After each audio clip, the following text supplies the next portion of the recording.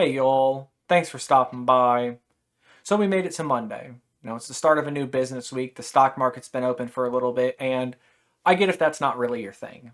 It's a daunting system, and frankly, money doesn't make sense anymore. Ever since we got off the gold standard, it's all just kind of based on itself and the trades we're making. And then you look at the stock market, and money makes even less sense because you see companies like GameStop selling for more than companies like Ford. And until you take the time to learn what floating shares are or split stocks and things like that, it just doesn't make sense and it can seem really scary to get into. I understand that. We don't want to spend all this time worrying about money, but people will tell you you need to invest. You need to have something squirreled away for your future. And there's shortcuts for you. They're called investment firms. People have their boogeyman when it comes to Blackrock and Vanguard. You've probably seen them in your news feeds and your social media a lot. I see them lately with this Gamergate stuff. You know, Frankly, the reason I felt like I needed to make this video is because I've seen this phrase so often that these companies are taking ESG money so they can make products that you won't like. And if they fail, it's okay because BlackRock will just give them more money to like make up the loss. And that just doesn't make sense, if I'm honest with you. If you think about that for longer than a few seconds, what an investment group does, how the stock market works. You buy shares at a certain price and you hope they go up, right?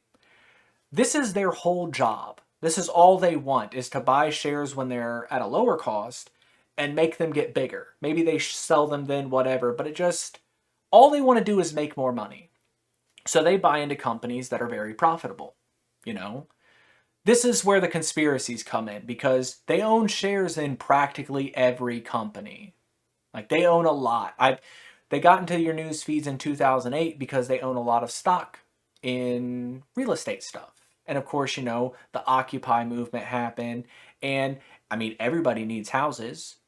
But now it's a problem because it's video games. Activision has some shares that are owned by BlackRock. Yesterday, this showed up in my feed because of Games Workshop. The female custodies drop that happened. And people are starting to realize that the number 2 and number 3 investors for Games Workshop, or at least primary shareholders, surprise, it's BlackRock and it's Vanguard.